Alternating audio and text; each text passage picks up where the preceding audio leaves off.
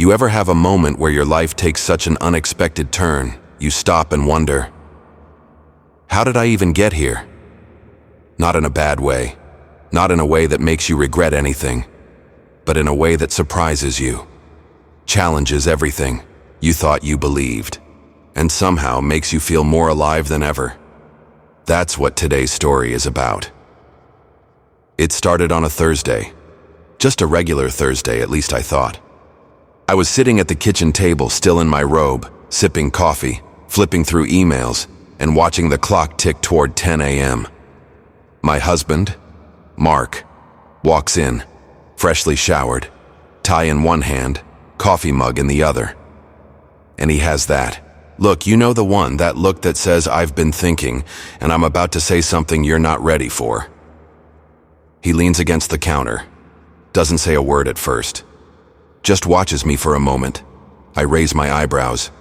What? He shrugs. You ever wonder what it would be like to explore something completely new together? That's how it began. A question. A door cracked open. At first I laughed. Like what? Skydiving? No, he said. Something a little more intimate. And that's when it hit me. He wasn't talking about adrenaline sports. He was talking about us, our relationship, our marriage, our boundaries. I'll be honest. My heart raced. Not because I was scared, but because this wasn't like Mark. He's always been the steady one, the planner, the logic over feelings guy. But that morning, something in him had shifted, and that shift would change everything. He walked over, kissed my forehead and said, I think we're strong enough to have a new kind of conversation. And that's exactly what we did. We sat down that night with wine and honesty. No distractions, no filters, just the two of us asking questions most couples are too scared to even whisper. What do we want? What do we fantasize about but never say? What are we afraid of losing? And what do we have to gain? Mark admitted that for years, he had been curious about what it would feel like to see me experience something different, something freeing. He wasn't coming from a place of jealousy or insecurity. It was more like admiration. He wanted me to feel chosen, desired, powerful. And then he said it. I'd be okay if you wanted to explore something with someone else. Just once. Just with me knowing. Maybe even with me there.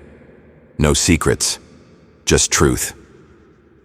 I froze. And not because I was offended or hurt, but because I was shocked at how much it didn't scare me. I thought it would. I thought I'd feel disgusted or disappointed. But instead, I felt this strange sense of curiosity. It wasn't about betrayal. It was about trust, deep radical trust. And here's the part that might surprise you. What made this idea stick wasn't the physical curiosity. It was how close we felt after that conversation. We started talking about things we'd never admitted before. Little dreams, fears, desires we'd buried because we thought marriage meant locking parts of yourself away. For the next few weeks, our conversations grew deeper, more honest. We started talking about identity, attraction, experiences we'd never had. And then Mark said something that caught me off guard.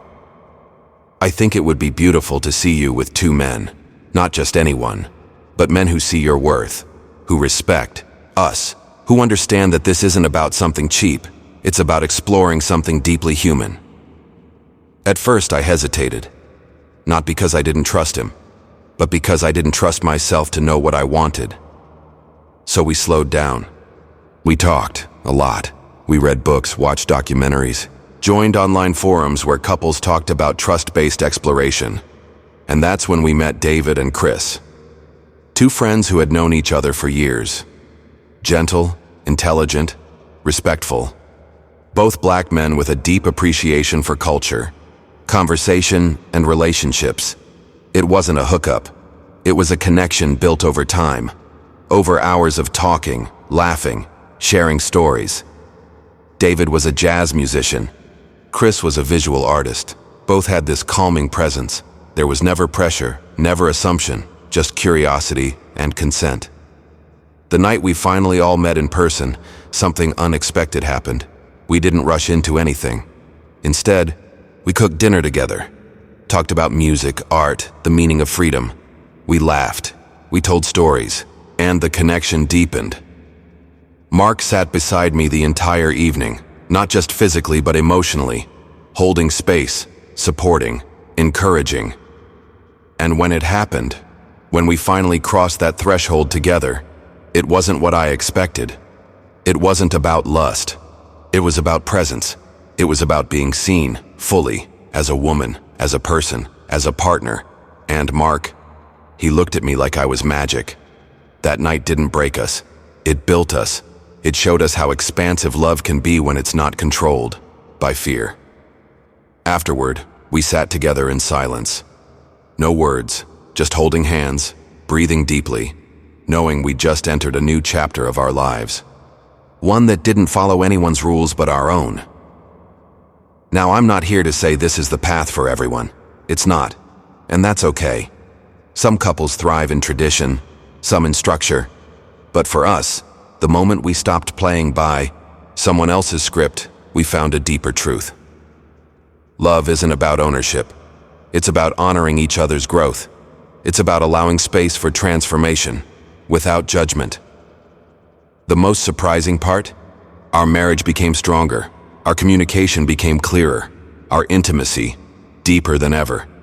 And yes, people judged. Friends had opinions. But none of that mattered, because we knew our truth. We learned that relationships don't have to be linear. They can be layered, complex, beautifully unpredictable. Today, I don't share this story to shock anyone. I share it to remind you that your relationship doesn't have to look like anyone else's. It just has to feel right to you. Maybe your journey doesn't involve anything like ours. Maybe it's about finally speaking your truth. Finally asking for what you need. Finally letting go of fear. Whatever it is, I hope you know this. You are allowed to evolve. Your love is allowed to expand. And your life, when lived honestly, is allowed to surprise you. Thank you for listening. Thank you for being open. And most of all, thank you for letting this story live. Not in shame, but in truth. Because sometimes, the most unexpected chapters are the ones that show us who we really are. If this story made you think, or feel something, share it. Talk about it. Start a conversation. Because love deserves more than silence.